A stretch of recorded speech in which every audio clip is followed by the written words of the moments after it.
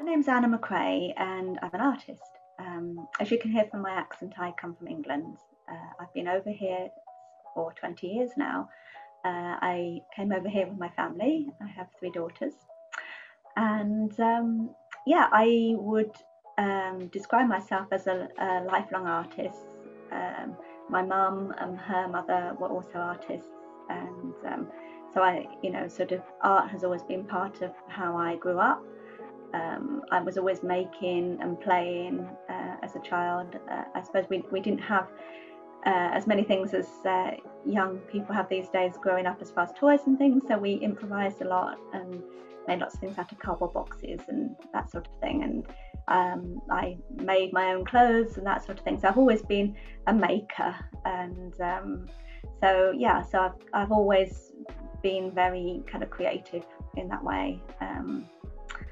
Now, when I was in England, I was painting sort of watercolours, small watercolour realistic landscapes, that type of thing. And my mum was an oil painter, but that never really appealed to me, the way she painted, because she was doing very small little dots paints, and I needed to be more energetic with my painting. And she gave me some oil paints when I came over here, and I thought, oh, I don't know, maybe I ought to have a go with these. And I signed up for an abstract class at Curtin Art Centre 20 years ago, and I thought, okay, so oils that I haven't done before and abstract I hadn't done before, and it just kind of really took off for me, the whole idea of abstract. I didn't really understand abstract before, coming from more realistic painter's background, but I don't know, there was just something that I found a lot more challenging about it, doing abstract. And the way I've learned to describe it for myself is that it's like trying to solve a puzzle, but you're the puzzle master, so you're trying to figure out your own rules and what works for you.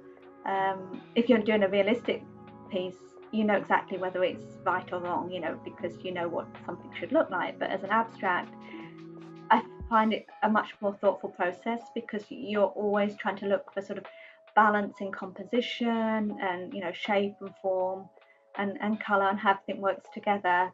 I find it quite a challenging process that I really enjoy.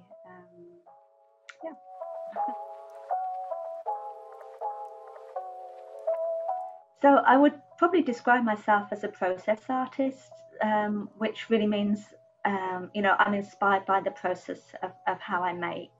I don't necessarily think I'm trying to, sort of depict anything necessarily. It's more about the process of making. I enjoy a lot of texture and surface with my work, so I often lay down different materials in the underpainting first of all, and this is often a springboard to how I start creating. The piece you can see behind me, this is in process. This has some cardboard areas that I've built up underneath, which has given me some texture to work on. Doing sort of almost like sculptural pieces that are 3-dimensional by embedding household items, everyday household items, into canvases or artwork. I'm interested in texture and surface, and building up lots of layers with paints, and I love kind of rawness of different areas that you can get, say like cracking, if paint cracks, and I'm often drawn to sort of fairly what I'd call kind of low end or cheap materials, that sort of thing, because then I can feel non-precious with them as I'm working. If I've got some really kind of high quality materials, I tend to let those expire and sit there, which doesn't do anybody any good really. But I might have some really nice paper or some really nice paints, and I'm thinking, I'll save those for best, and then I can endlessly play with house paint and some nasty little scrubby brushes or something like that makes some weird little mark, because somehow I'm kind of just drawn to those found objects and non-precious materials.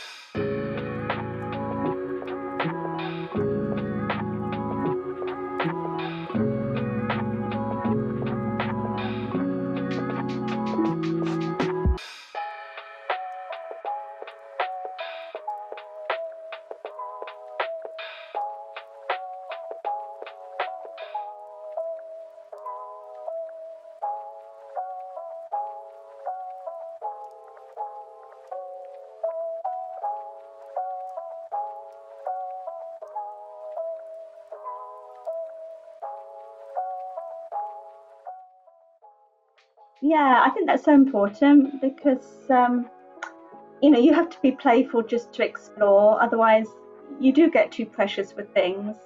And I think for me, it's the joy of making with it, and so I don't want to feel like it's not fun, And then you can experiment with different materials. And so the piece that I have behind that I was playing with, so I've just stuck this piece up here now.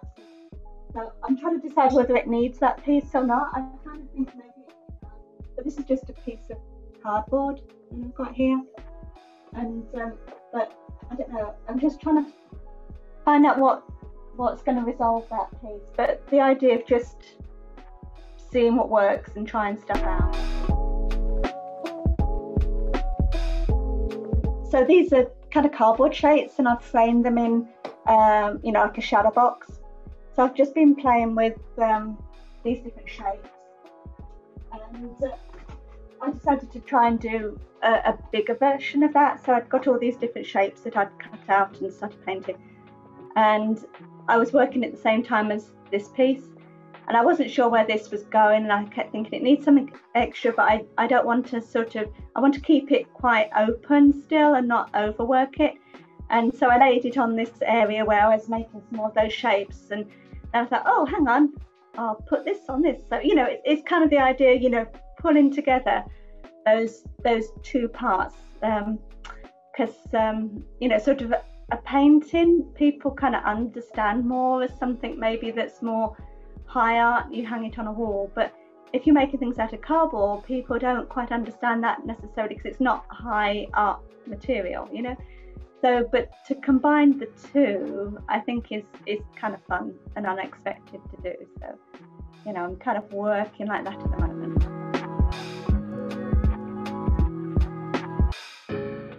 I've had a few iterations of this series, and the one behind me is more open and less covered. I've got another one here that I've kind of worked. It's got quite a lot of messy marks on as well, which I kind of like too, and a lot of surface. I think really where I'm going with these, I'm going off the edges basically. I don't know if you can kind of see that. So I'm not having sort of like square edges. So that's really where I was interested with this current work, not having a square canvas, coming off the edges. So that's really kind of where I'm playing with here. And so I'm going between having something that was a little bit more messy as such, a textural and lines, to now this is kind of cleaner in the shapes that I've got there, and trying to figure out whether that's enough for me to just kind of keep it fairly clean and more geometric. But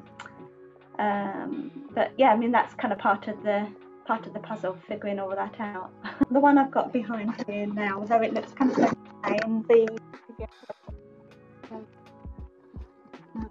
you see that the sort of grid on the kind of sort of like, although it's got some plainer areas, there's I don't know, just a lot of variation in some of the tones there.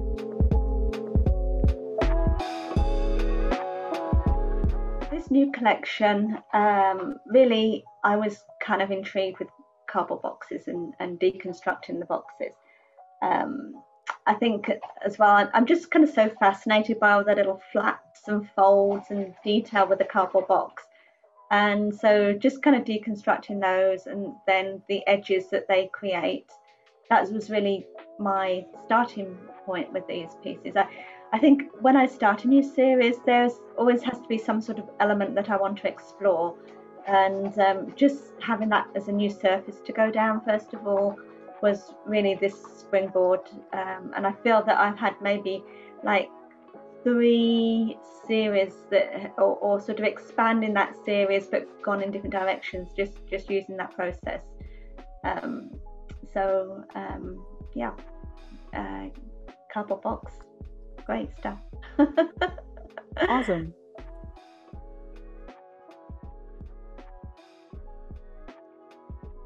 this piece was kind of like part of the original series that I did. So I really just kind of wanted to concentrate on the different textural surface. So decided to keep my color palette really simple, and sort of, but yet it's got quite an organic feel to it as well. So just really homing in on texture.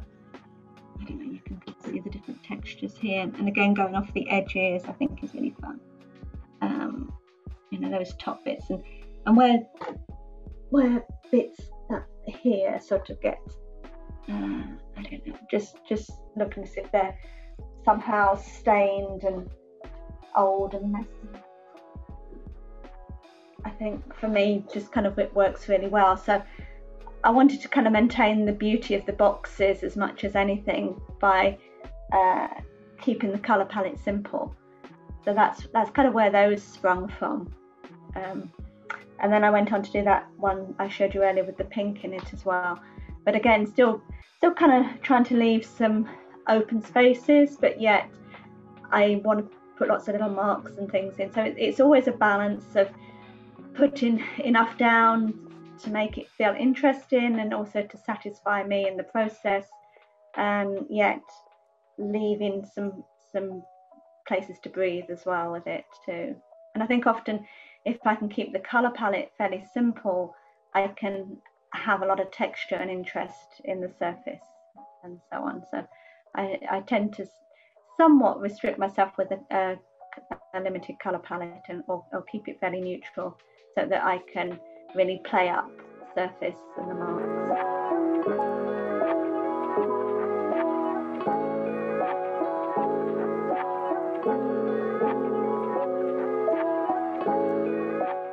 Sort of playing around with doing some three-dimensional sculpture pieces as well, which I think is a good complement to some of my other work, because I feel my paintings are quite textural and has an element of being three-dimensional. So to really come out with being something that is an actual object, I've enjoyed doing that side of things too. And as I say, I think it's a nice complement when I'm installing a show. It certainly gives a nice bit of interest in between the painting works. It reads really well as a show to have those objects as well.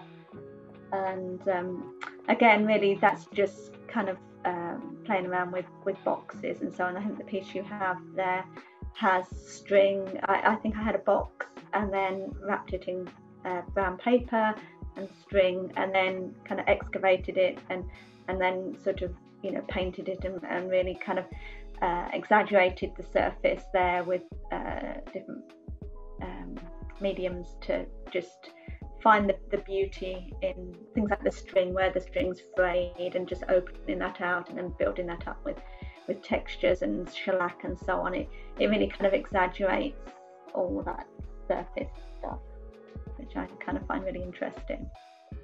And tea bags as well are something I use quite a lot in my work. Like the piece behind me and other sculptural pieces, I've always got tea on the go in the studio, and so I put tea bags often in my work. In fact, I had it's not here at the moment, but yeah, I made a black cardboard box. I did a very high gloss black, a combination of these box forms, and then all these tea bag strings, I dried all the tea bags, and there was a big clump, and then painted those and sort of draped it all over, and yeah, it was quite fun.